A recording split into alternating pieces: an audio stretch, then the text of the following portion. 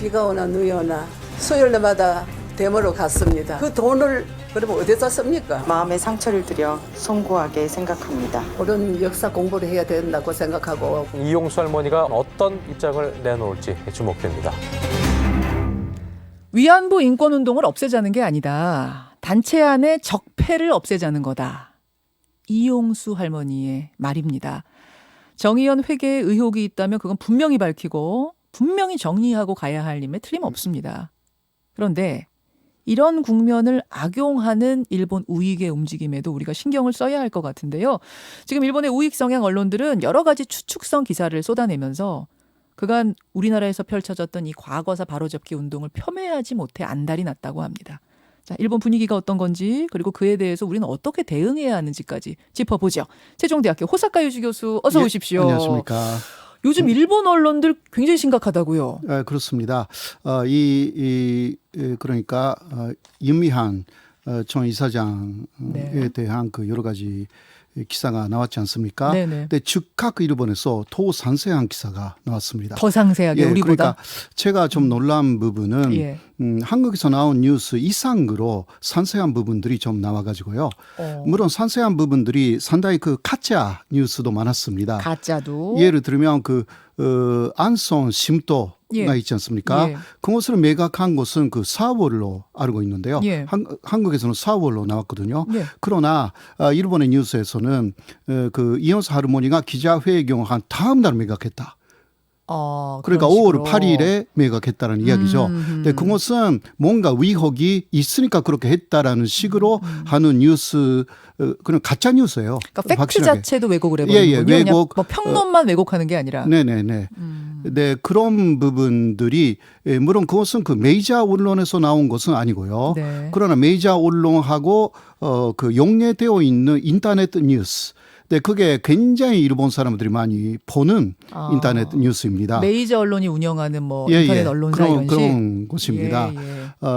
특히 그 우파 쪽에서 많이 좋아하는 그 인터넷 뉴스에 그러니까 야후 재팬 야후 재팬. 야후 재팬. 그것으로 보면 그 검색 그 상위에 다 올라가 있어요.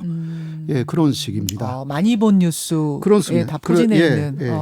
그런 그리고 또 상당히 좀 안 좋은 부분은 그 옛날에부터의 문제. 그러니까 예를 들면 2004년에 그 신미자 그 위안부 피해자 할머님 중에 이제 신미자 할머님이라고 계셨어요. 계셨죠. 그분이 그 나머지 13명의 정 위안부 피해자분들하고 함께 당시 촌대협이었죠. 촌대협을 고소한 사건이 있었습니다.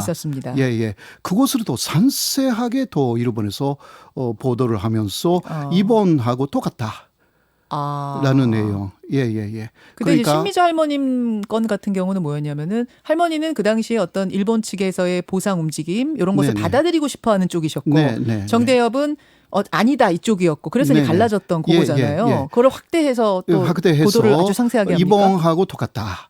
이런 식으로 또 그러니까 당시 있었던 그 아시아 여성 기금 문제를 다시 꺼내고 그것을 절대 받지 말아라라고 위안부 할머니들에게 설득해 나갔다라는 그 중심 인물이 윤미향 총 이사장이다라든가 이번에도 마찬가지고 일본에서 받은 15겐 그것을 절대 받지 말아라라고 계속 좀 위안부 할머니들을 많이 설득했다.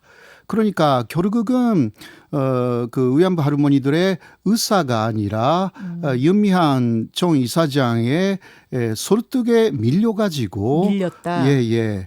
그런 식으로 원래는 일본의 화해 제스처의 돈이잖아요. 그것을 받아들이고 싶은 분들이 많은데 못하고 있다.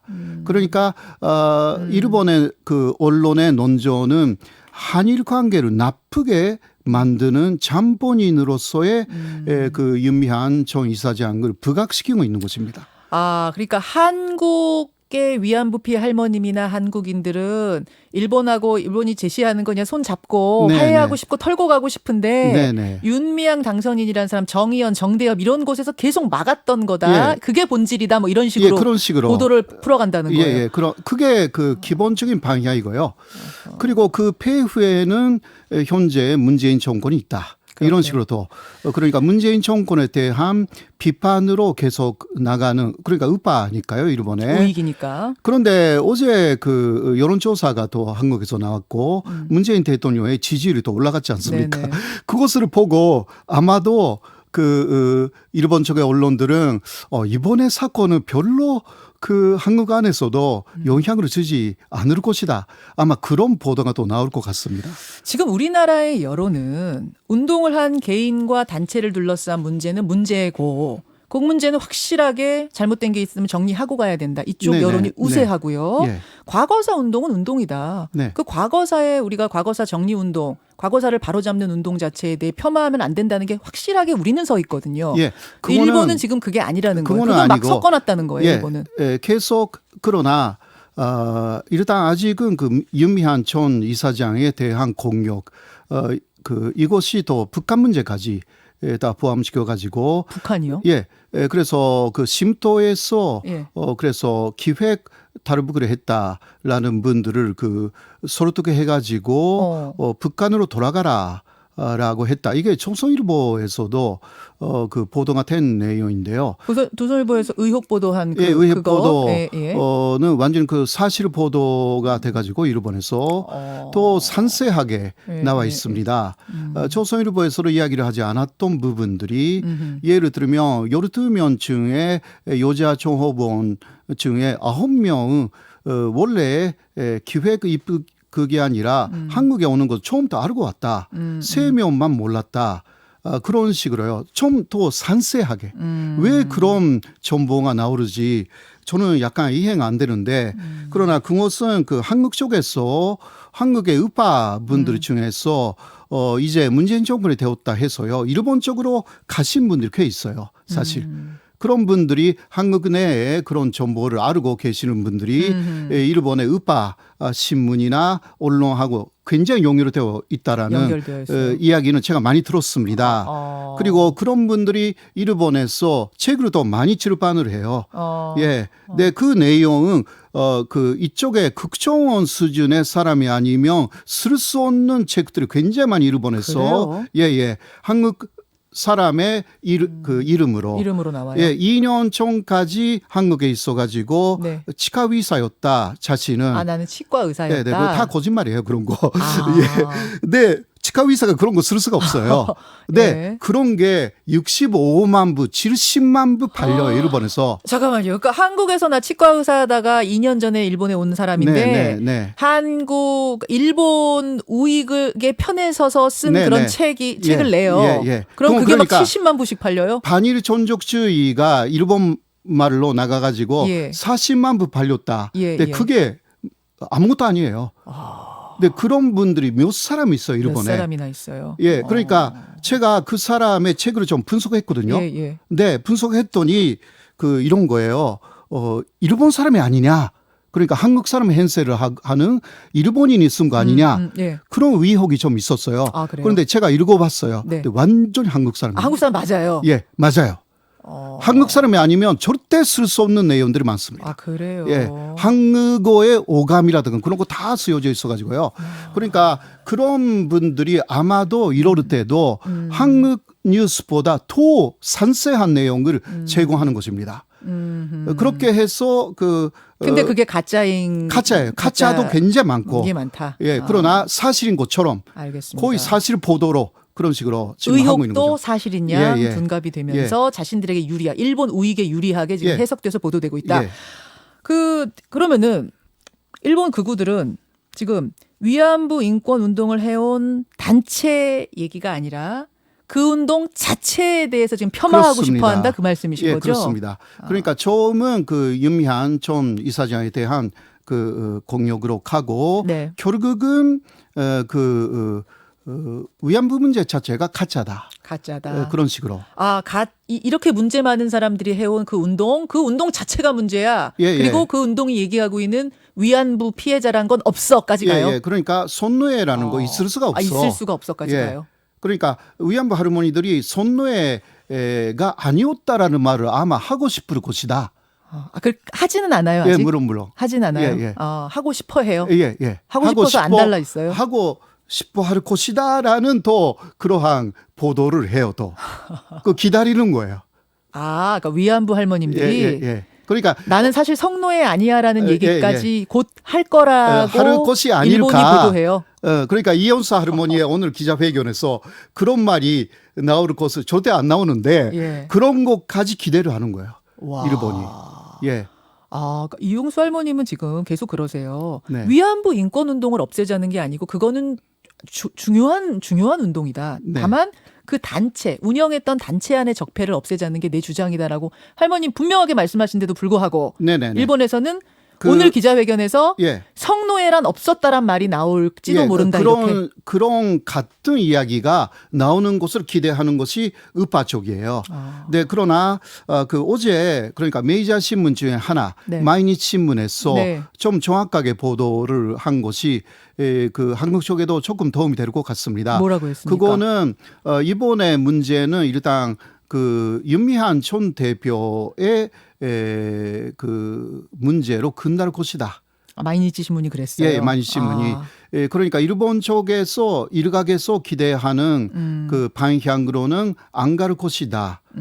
한국 내에서도 이 문제는 벌써 아주 큰 문제가 아니게 되었다.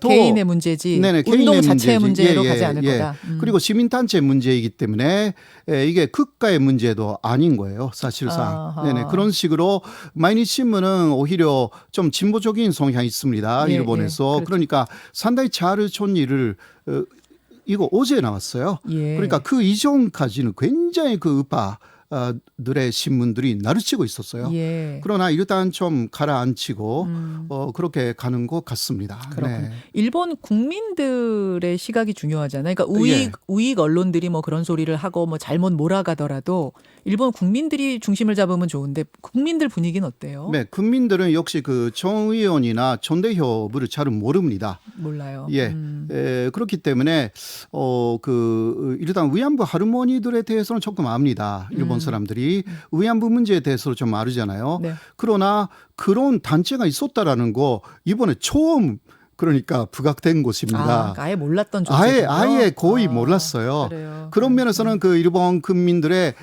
큰 관심을 끌기는 좀 어렵습니다. 끌기는 어렵다. 네. 자, 그럼 우리는 어떻게 해야 될 것인가?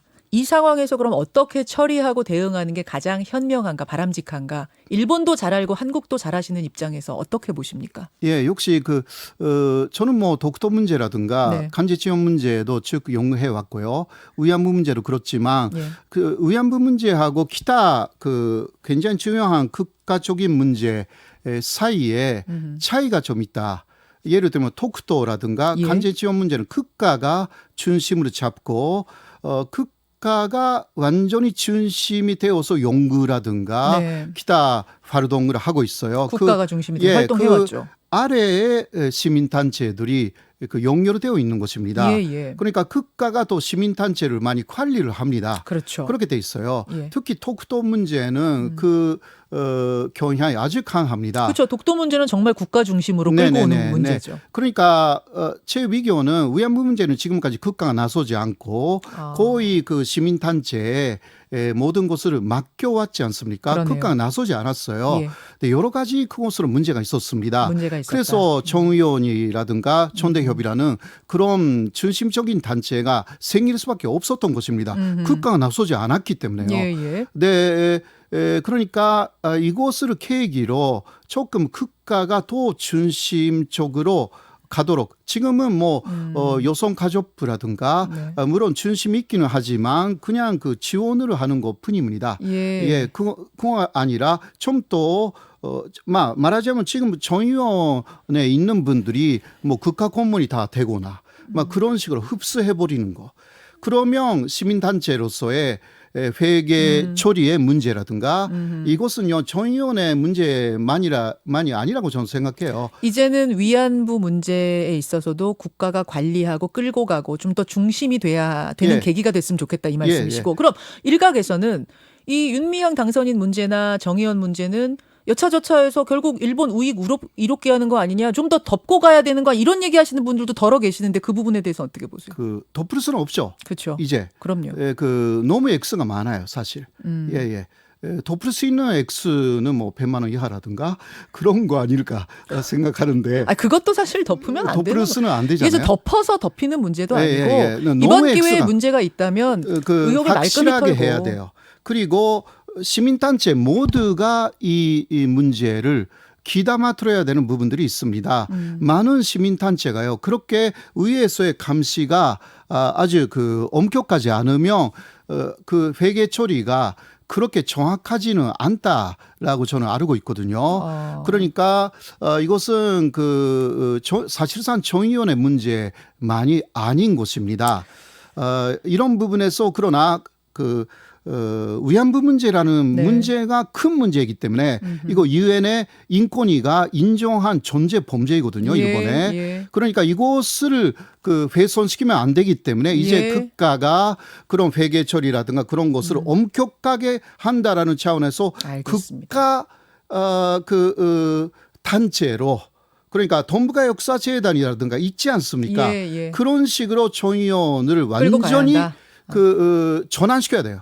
방향을 아직 바꿀 때다라고 보시는 거군요. 그러니까 운동의 방향을. 운동은 같이 가도 되는데 회계 처리 부분에서 국가 기관으로 만들어야 된다고. 무슨 말씀이신지 알겠어요. 저는 그렇게 생각합니다. 알겠습니다. 지금까지 문제는 다 털어놓고 다 청산하고 문제 있는 사람은 있으면 다 그 문제를 해결을 하면서 새롭게 대응해야 된다. 알겠습니다. 이대로이면 갈 수는 없죠, 사실.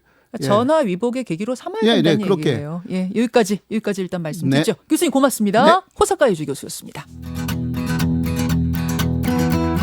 김현정의 뉴스쇼는 청취자 여러분의 참여로 이루어집니다. 트위터, 페이스북, 레인보우 게시판, 그리고 단문 50원, 장문 100원의 유료 문자 샵 1212, 우물정 1212 통해 참여하실 수 있습니다. 김현정의 뉴스쇼 여러분과 함께 만듭니다.